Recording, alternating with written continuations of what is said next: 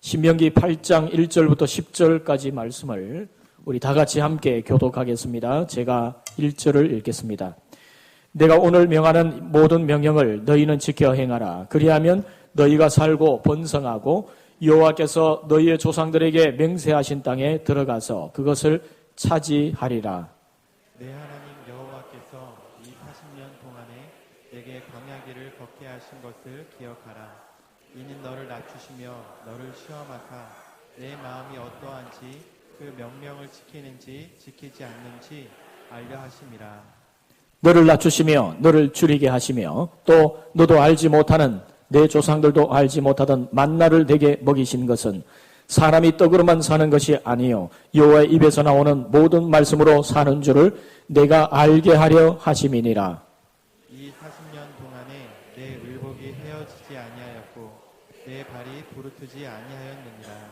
너는 사람이 그 아들을 징계함같이 내 하나님 여호와께서 너를 징계하시는 줄을 마음에 생각하고 내 하나님 여호와의 명령을 지켜 그의 길을 따라가며 그를 경외할지니라. 내 하나님 여호와께서 너를 아름다운 땅에 이르게 하시나니 그곳은 골짜기든지 산지든지 시내와 분천과 샘이 흐르고 밀과 보리의 효산지요 포도와 무화과와 석류와 감람나무와 꿀의 토산지라. 내가 먹을 것에 모자람이 없고 내게 아무 부족함이 없는 땅이며 그 땅의 돌은 철이요 산에서는 동을 캘 것이라. 내가 먹어서 배부르고 내 하나님 여호와께서 옥토를 내게 주셨으므로 말미암아 그를 찬송하리라. 아멘. 오늘 이 시간 주님 전에 나온 여러분 모두에게 하나님의 풍성하신 은혜가 임하기를 주님의 이름으로 축복합니다. 2층에서 영상으로 예배 드리시는 분들에게도 동일한 하나님의 은혜가 있게 될 줄 믿습니다.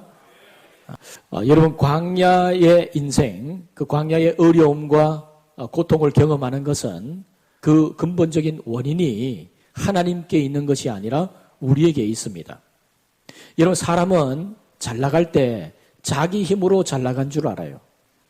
내가 세상에 살아가면서 세상의 기쁨과 세상의 맛에 취하여서 하나님의 은혜를 잊고 살아갈 때 하나님께서 귀 기울이지 않는 이 세상을 향하여 때로는 고난을 허락하시고 광야를 허락하십니다. 그래서 여러분 어떤 분은 이야기하기를 이 광야는 귀 기울이지 않는 세상을 향한 하나님의 확성기다. 그런 이야기를 했어요. 이런 사람은 인생이 잘 나갈 때 자기 힘으로 잘 나간 줄 알아요. 그런데 이 인생의 광야를 맞게 될 때 나의 믿었던 모든 것이 사라지고 내가 의지했던 사람들도 다 떠나가게 될 때 그때 하나님 앞에 홀로 서게 됩니다. 그때 비로소 내 인생이 결코 내 혼자의 힘으로 살아온 것이 아님을 알게 되죠. 하나님의 은혜를 그때 기억하게 되는 것입니다. 여러분 모세가 지금 광야 40년의 말미에 새로운 세대에게 지난날 광야 40년을 지나왔던 조상들의 광야 40년을 다시 회고하고 그들에게 소환하는 이유는 뭡니까? 너희가 하나님이 약속하신 땅에 들어갈 때에 하나님이 지난날 베풀어 주신 그 은혜를 잊어서는 안 된다 하는 거죠. 여러분 올해 우리가 교회 설립 40주년을 맞습니다. 저는 모세가 신명기에서 말씀을 전했던 그 동일한 이유로 지난날 광야 40년의 역사를 다시 소환해서 여러분에게 말씀을 드립니다. 그것은 지난날의 모든 교회에 흘러왔던 길들이 내 힘이나 나의 노력이나 우리의 어떤 공로로 이루어진 것이 아니라 하나님의 은혜였음을 다시 한번 잊지 말자는 것이에요. 여러분이 풍요로울 때든지 때로는 광야 궁핍과 어려움의 때든지 여러분의 심령 속에 지난날 40년의 이 교회의 역사 속에 하나님이 베풀어 주신 은혜를 잊지 않는 것은 정말 귀한 일입니다. 여러분 사람이 이 땅에 살아가면서 광야를 만나고 자기 한계를 경험하게 될 때에 그때 내 힘으로 살아가는 것이 아니구나라는 것을 알게 돼요. 그때부터 겸손을 배우게 되고 감사를 배우게 됩니다. 여러분 이스라엘 백성들은 애굽에서 400년 동안 종살이를 했지요. 그런데 여러분 그 400년 동안의 종살이 기간 동안에 이스라엘 백성들의 이 심령 속에는요 노예 근성, 종의 근성이 배어져 있었어요. 그래서 하나님이 40년의 광야 세월을 통해서 그런 노예 근성을 다 뺄 수 있도록 그렇게 훈련을 시키는 거예요. 왜냐하면 그런 노예 근성을 가지고 가나안 땅에 들어가서는 새로운 역사를 창출할 수 없기 때문에 그렇습니다. 그래서 이스라엘 백성들을 광야로 내모셔서 그 광야 길에서 그들을 훈련시키시고 오로지 하나님만을 의지하고 하나님의 은혜를 기억하는 백성들로 하나님이 세우시는 것이죠. 여러분, 그런 의미에서 우리도 마찬가지입니다.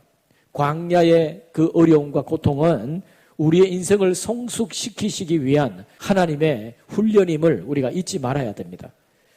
여러분, 구약에 저명한 구약 성경 신학자인 월터 브루그만이라고 하는 분이 이 광야를 어떻게 정의를 했냐면 아무것도 없는 자리다, 이렇게 이야기를 했어요.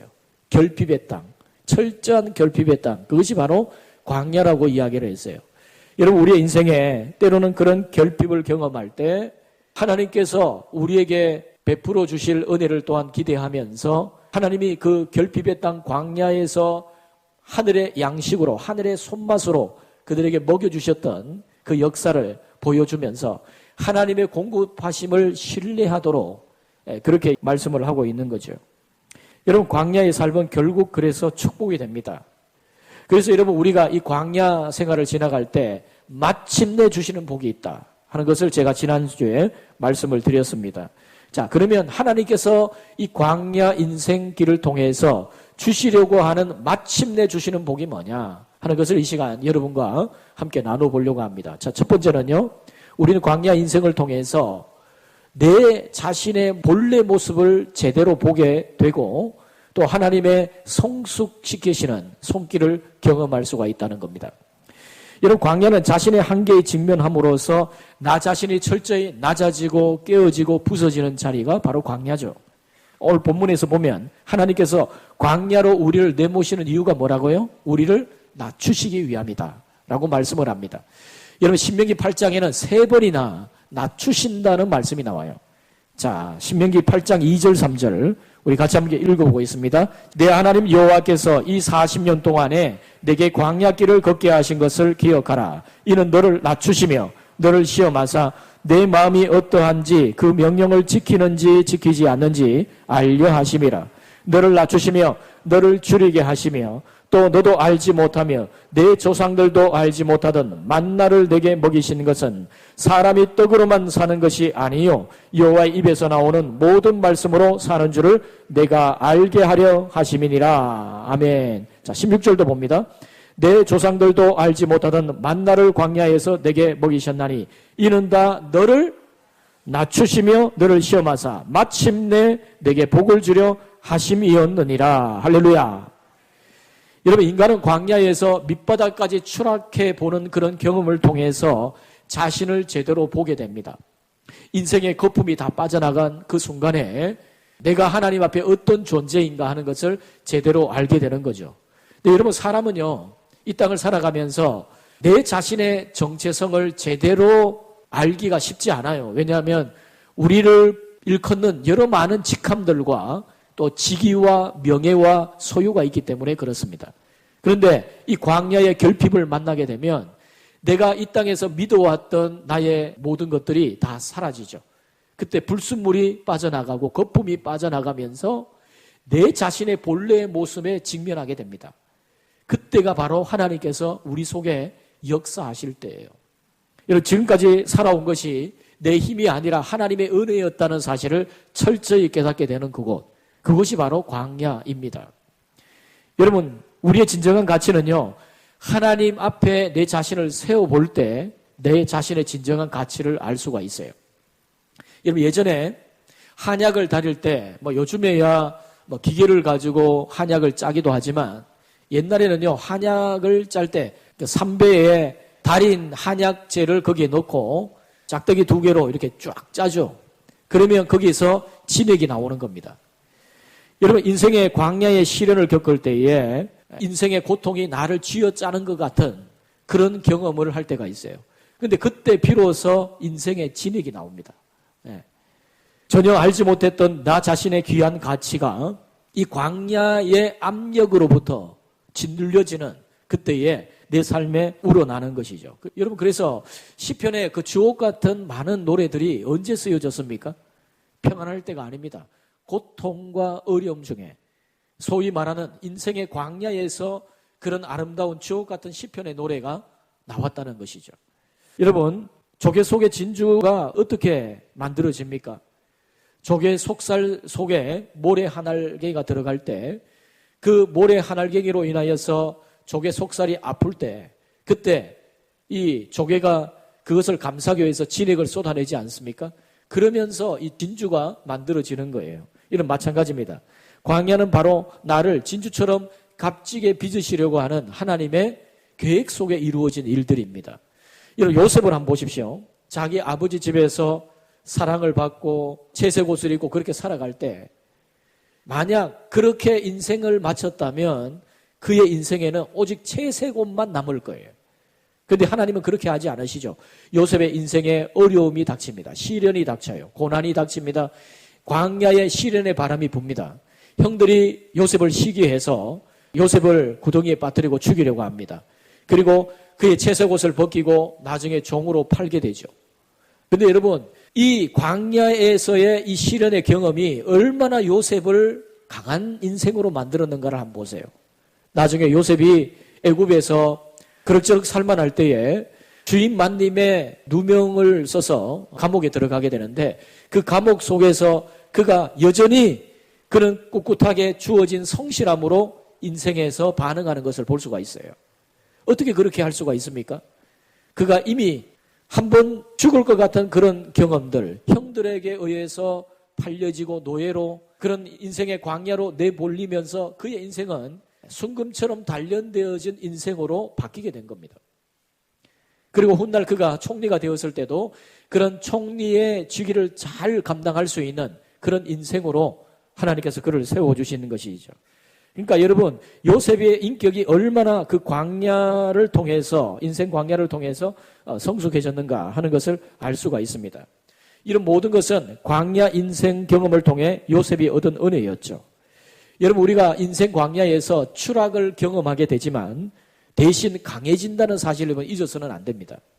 여러분, 모세는 신명기의 마지막에 이르러서 고별 설교를 하면서 자기 민족을 인도해 주셨던 하나님의 은혜를 다음과 같이 표현을 하고 있습니다. 자, 신명기 32장 10절부터 12절입니다. 자, 같이 읽습니다. 시작. 여호와께서 그를 황무지에서 짐승이 부르짖는 광야에서 만나시고 호위하시며 보호하시며 자기의 눈동자같이 지키셨도다. 마치 독수리가 자기의 보금자리를 어지럽게 하며 자기의 새끼 위에 너풀거리며 그의 날개를 펴서 새끼를 받으며 그의 날개 위에 그것을 엎는 것 같이 여호와께서 홀로 그를 인도하셨고 그와 함께한 다른 신이 없었도다. 아멘. 여러분, 독수리는 황무지 벼랑 끝 높은 곳에 둥지를 틉니다. 거기서 새끼를 키우는데, 여러분, 이렇게 높은 곳에서 혹은 높은 나무 위에서 둥지를 트는데 새끼가 어느 정도 자라고 날 때가 되면 어미 독수리가 날개를 퍼득이면서 그 둥지를 온통 다 어지럽혀요. 그 위태위태하게 만듭니다. 그래서 결국 거기에서 새끼를 떨어뜨리고 새끼가 한없이 나락으로 떨어지면서 날개를 퍼득이기 시작해요. 그러면 힘이 약해서 떨어질 즈음에 다시 등으로 업어서 다시 올리고, 그걸 몇 차례 반복을 합니다. 그런 가운데 이 독수리는 멋진 창공을 나르는 힘찬 날개의 힘을 얻게 되는 거죠. 여러분, 암탉은 그 날개로 새끼를 품고 보호합니다. 그런데 여러분, 이 암탉은 그렇게 보호할 뿐 절대로 새끼를 낭떠러지로 내모는 법이 없죠. 그러니까 여러분, 그 병아리가 결국은 창공을 나르는 그런 독수리로 자라나는 법은 없는 것이죠. 그래서 여러분, 주님은 이렇게 여러 번 말씀하셨습니다. 시편 103편 5절 말씀 우리 같이 한번 읽습니다. 시작. 좋은 것으로 내 소원을 만족하게 하사 내 청춘을 독수리같이 새롭게 하시는도다. 아멘. 자, 이사야 40장 31절 같이 읽습니다.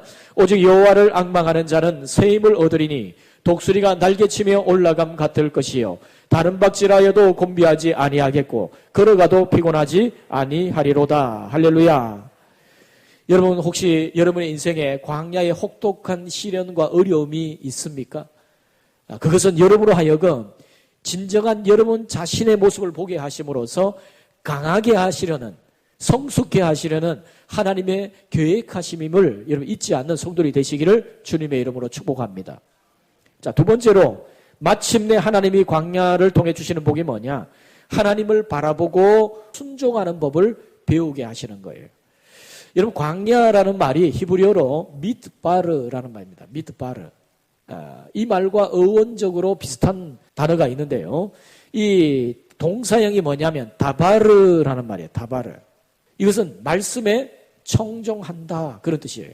여러분, 청종한다는 뜻이 뭐죠? 잘 듣고 순종한다는 말이죠. 그렇게 말씀에 청종한다. 이게 다바르라는 말이고요. 또 여기에서 유래된 또 다른 단어가 있는데 그게 뭐냐면 드바르라는 말이 있어요. 이 드바르라는 말은 뭐냐면 지성소라는 말이죠. 그러니까 광야 미드바르, 말씀에 청종한다. 다바르, 지성소라고 하는 드바르가 같은 어원에서 나왔다는 거예요. 여러분, 이건 굉장히 중요한 의미를 우리에게 던져주고 있습니다. 여러분, 우리 인생이 때로는 인생에 내가 즐길 것, 내가 좋아하는 세상의 향락과 나의 시선을 빼앗는 여러 세상의 화려한 네온 사인들, 세상의 쾌락 향락들이 내 시선을 사로잡고 내 시선이 하나님께 머물지 않고 그런 세상의 것들에 내 시선이 머물게 될 때 하나님께서는 나의 인생을 광야로 내모시는 거예요. 그때에 나는 내 시선을 다시 하나님께 집중하게 됩니다. 세상의 소리에 내 모든 청력이 거기에 귀를 기울일 때 하나님께서는 광야로 우리를 내모셔서 오직 하나님의 말씀에만 집중할 수 있는 그런 환경으로 우리를 내모시는 거예요. 그래서 하나님 말씀에 청종하고 하나님의 뜻 가운데 살아가는 인생들로 만들어 가시는 겁니다. 그리고 여러분, 이 광야라는 말이 지성소라는 말과 어원적으로 같다 그랬죠. 여러분, 이게 굉장히 중요한 의미를 우리에게 주고 있습니다. 여러분, 이스라엘 백성들이 광야 세월을 지나갈 때 그들의 삶의 중심에 뭐가 있었습니까? 성소가 있었어요. 성소는 어떤 곳이죠? 하나님께 제사 드리는 곳, 하나님과 교제하는 곳, 하나님께 기도하는 곳. 그게 바로 성소죠. 근데 여러분, 성소의 가장 깊은 곳이 어디냐? 지성소입니다. 여러분, 왜 광야가 지성소와 같은 곳인가? 여러분, 우리는 광야로 내몰리게 될 때에 하나님과의 관계의 차원이 달라지는 것을 경험합니다. 그때 여러분, 기도 소리가 달라져요. 여러분, 인생에 고통이 와보세요. 고난이 오고 어려움이 닥치고 시련을 만나보세요. 그러면 여러분, 평상시에 하던 기도가 아닙니다. 그때 내 기도가 굉장히 절박해지고 하나님을 향해 정말 간절한 마음으로 나아갈 수 있는 힘이 거기에 생기는 거죠. 그래서 여러분, 인생의 광야로 내 삶이 내몰리게 되면 그때 오직 하나님만을 바라보면서 하나님의 뜻 가운데 살기를 원하는 새로운 인생의 차원으로 변화되는 것입니다. 하나님과의 관계의 차원이 새롭게 달라지는, 변화되는 그런 은혜를 경험할 수가 있는 것이죠. 여러분, 광야의 이 결핍과 낮아짐은 우리로 하여금 하나님의 은혜를 사모하게 만들어요. 여러분, 제가 지난주에 말씀드렸죠. 왜 모세가 지금 이 말씀을 지난날 그들의 조상들의 광야 40년을 다시 소환하는가? 너희가 혹시 그 약속의 땅에 들어갔을 때 그곳에서 배부르고 등 땄을 때 그때 하나님이 지난날 베풀어 주신 은혜를 잊어서는 안 된다. 그러한 이유로 하나님께서 이스라엘 백성들에게 다시 광야의 40년을 소환하는 거죠. 여러분, 우리 교회가 40년을 지나오면서 지난날 하나님 베풀어 주신 은혜가 얼마나 많습니까? 내 힘으로 이것을 이룬 것이 아니라 하나님의 은혜로 왔다. 그것을 우리가 잊지 않아야 돼요. 그래야 여러분, 우리가 다음 세대 40년을 내다보면서 희망차게 그것을 기대할 수가 있는 거예요. 지난날도 인도하신 하나님의 은혜를 기억하고 앞으로도 인도하실 하나님의 은혜를 잊지 않는 성도들이 되시기를 주님의 이름으로 축복합니다. 여러분, 이 광야의 이 결핍과 낮아짐, 그것을 통해서 우리는 하나님의 은혜를 간절히 사모하게 돼요. 근데 여러분, 참 신기하게도 인간은 낮아지기 전에는 결코 위를 쳐다보지 않습니다. 여러분, 인간이라고 하는 말이요, 헬라어로 안드로포스라는 말입니다. 이 말은 원래 원어적 의미가 위를 쳐다보는 존재다, 그 말입니다. 인간은 원래 본래적으로 위를 쳐다보며 살아갈 존재로, 하늘을 쳐다보며 살아갈 존재로 하나님이 인간을 만드셨어요. 근데 여러분, 인간이 살아가면서 늘 언제나 하나님을 향해서 하늘을 향해 하나님께 우리의 시선을 고정합니까? 그렇지 않죠. 즐길 것이 많고 유혹이 얼마나 많아서 거기에 우리의 시선이 빼앗겨서 밤하늘을 쳐다볼 수 있는 여유를 잃어버리지 않습니까? 그러다가 때로 내 인생에 질병이 오고 가난이 오고 고통이 오고 궁핍함이 오고 시련이 올 때 인생 광야로 내몰리게 되면 그때 비로소 하늘을 쳐다보는 거예요. 하나님을 바라보는 것입니다. 하나님의 도우심을 그때 갈망하게 되죠. 오래도록 잊었던 하나님의 존재, 내 본향 같은 그 하나님의 존재를 그리워하며 하나님 앞에 나오게 되는 겁니다. 그래서 여러분, 광야의 결핍과 낮아짐은 하나님과 나 사이에 만남의 관계를 차원이 다르게 만드는 장소입니다. 여러분, 누가복음 15장에 보면 탕자의 비유가 있습니다. 여러분, 이 탕자가 아버지의 재산을 거의 갈취하다시피 빼앗아서 주색 잡기와 세상의 향락에 모든 것을 다 탕진을 합니다. 그때 아버지를 기억하지 않아요. 언제 그가 아버지를 기억하느냐? 언제죠? 그의 인생이 나락에 떨어졌을 때. 그가 인생의 모든 것들을 다 탕진하고 이제 돼지가 먹는 지연 열매로 배를 채우고자 하는데 그것도 여의치 않을 때 그때 문득 아버지의 집을 생각해내는 거예요. 인생의 추락한 그곳에서 밑바닥까지 내려간 그곳에서 이 탕자는 아버지를 떠올립니다. 내 아버지 집에 품꾼이 얼마나 많은가? 그 품꾼들은 줄여 죽지는 않지 않는가? 내가 차라리 아버지 집에 가서 나를 품꾼 중에 하나로 보소서 하리라. 그러면서 아버지 집을 서성이며 돌아옵니다. 아버지가 멀리 있던 이 아들을 보고 쫓아와서 그 아버지가 아들을 안고 입을 맞추고 그에게 좋은 옷을 입히고 가락지를 끼우고 살진 송아지를 잡아서 먹이죠. 여러분, 이게 하나님의 마음이거든요. 여러분, 우리가 낮아진 그 자리에서 하나님께 돌아오기만 하면 언제든지 기쁨으로 사랑으로 눈물로 받아주시는 아버지. 여러분, 그 하나님의 놀라우신 역사하심이 있는데 우리가 평상시에 그런 하나님의 그 품을 그리워하는가? 그렇지 않은 거예요. 내가 이 땅을 살아가면서 내가 아쉬울 것이 없는 그때는 절대 아버지의 품을 그리워하지 않습니다. 추락한 현실, 그 광야에서 비로소 우리를 사랑하시는 아버지의 품을 그리워하며 동경하며 아버지께로 나옵니다. 그래서 여러분, 광야가 은혜인 거죠. 여러분, 로버트 모건이라고 하는 사람이 홍해의 법칙이라는 책을 썼는데 그 책에 이런 내용이 나옵니다.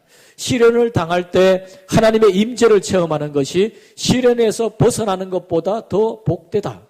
지독한 시련의 순간에 하나님의 임재를 체험하는 것보다 더 달콤한 것은 세상에 없다. 여러분, 진짜 하나님의 풍성하신 은혜가 언제 임합니까? 내가 인생의 나락에 떨어졌을 때, 인생의 광야를 경험할 때, 그때 여러분 하나님의 임재와 하나님의 놀라우신 은혜를 경험하는 거예요. 그래서 여러분, 우리가 광야를 빨리 빠져나가는 우리의 바람은 그런 거죠. 빨리 어떻게 하면 이 광야를 면할 수 있을까? 인생의 이 어려움을 어떻게 하면 빨리 벗어날 수 있을까? 근데 그것보다 더 중요한 것은 하나님의 임재가 더 중요한 거예요. 광야의 시련을 통해서 이 결핍과 낮아짐의 자리를 통해서 하나님의 임재를 세상에서 맛보고 가장 낮은 곳에 우리와 함께 하시는 하나님의 위로를 체험할 수가 있는 거예요. 여러분, 광야에 내몰리면요, 물이 얼마나 귀한지를 그때 알죠. 여러분, 우리가 평상시에 내가 이 산소가 정말 고맙구나, 공기가 있다는 것이 정말 고맙구나, 이걸 느끼지 않아요. 근데 여러분, 탄소가 없는 곳에 가면, 희박한 곳에 가면 산소가 그렇게 귀한 거죠. 그 진가를 알게 되는 거죠. 여러분, 우리는 광야의 시련에서 그 결핍의 순간에서 하나님을 체험하고 느끼고 사모하게 되어 있습니다. 그리고 이제 광야에서 아버지 품으로 달려가 안기며 그분의 회복하심을 맛보는 은혜가 있는 거죠. 사랑하는 성도 여러분, 마침내 주시는 하나님의 복이 뭐라고요? 하나님의 주시는 놀란 은혜, 우리가 순종하는 법을 제대로 배우는 그것이 바로 광야 인생이라는 겁니다. 마지막 세 번째로 하나님께서 이 광야 인생을 통해서 우리에게 주시는 궁극적인 마침내 주시는 복이 뭐냐면 이웃을 향한 폭넓은 인생이 되게 하시고 사명에 불붙는 인생으로 우리를 빚으시는 겁니다. 여러분, 광야의 이 시련은요, 우리로 하여금 폭넓은 인생이 되게 만들어요. 여러분, 광야는 우리로 하여금 깊이 있는 인생이 되게도 하지만 우리로 하여금 넓은 인생이 되기도 합니다. 여러분, 사람은 낮아져 보아야 그 낮은 곳의 사람을 이해하고 그 동질의식 속에서 그들을 도울 수가 있죠. 그 결핍과 낮아짐이 그로 하여금 말할 수 없는 열정의 사명의 사람으로 살아가게 만드는 겁니다. 여러분 한번 보세요. 광야의 그 어떤 시련, 그 고난과 어려움들은 결코 낭비의 시간이 아니었습니다. 그래서 하나님이 이스라엘 백성들에게 늘 하는 말씀이 뭐죠? 너희가 나그네를 잘 대접하라. 왜? 너희도 지난날 나그네였지 않느냐. 그렇게 말씀합니다. 여러분, 광야의 경험은 사람을 그렇게 폭넓은 사람이 되게 만드는데, 하나님께서 이스라엘을 애굽에서 종살이하게 하시고 광야에서 지독하게 굶주리게 하시고 또 혹독한 그런 낮아짐의 자리로 인도하신 것은 그들로 하여금 그렇게 비참한 지경에 있는 또 다른 사람들을 돌아보게 하시려고 하는 하나님의 특별하신 섭리였어요. 자, 여러분 신명기 10장 19절 말씀을 우리 같이 한번 봅니다. 자, 같이 읽습니다. 너희는 나그네를 사랑하라. 전에 너희도 애굽 땅에서 나그네 되었음이니라. 아멘. 전에 광야를 나그네로 지나간 경험이 있는 사람들에게 주님은 말씀하는 거예요. 너희가 나그네를 사랑해야 된다. 왜? 너희도 지난날 나그네였지 않느냐. 이렇게 말씀하십니다. 여러분, 고대 근동에 그 어디도 기댈 데가 없는 불황자들, 나그네처럼 떠도는 그런 인생들을 돌아보고 사랑으로 그들을 품을 수 있도록 하나님께서 일찍이 이스라엘 백성들을 그렇게 광야를 통해서 또 그전에는 애굽의 노예 생활을 통해서 혹독한 인생의 그 광야를 그들에게 경험하게 하시고 그들로 하여금 참으로 참다운 제사장 나라로서 많은 사람들을 섬길 수 있는 진정한 하나님의 귀한 사명자로 세우시려고 하시는 겁니다. 여러분, 남다른 고통을 여러분이 겪고 계십니까? 그것은 남다른 사명을 맡기시려고 하는 하나님의 계획 속에 있음을 여러분 잊지 마시기를 바랍니다. 여러분, 동병상련이라는 말이 있잖아요. 고통을 경험해본 사람이 그와 같은 어려움을 겪은 사람을 위로할 수가 있어요. 여러분, 우리가 낮아져 보지 않고는 결코 낮아진 사람들의 처지를 이해할 수가 없는 겁니다. 하나님께서는 우리를 광야의 결핍과 낮아짐을 통해서 이런 소명을 허락해 주시는 거예요. 여러분, 모세를 한번 보세요. 모세가 애굽의 왕자로서 잘 나갈 때 그가 고작 자기 동족을 위해 할 수 있었던 일은 뭡니까? 사람 하나 쳐 죽이는 일밖에 없었어요.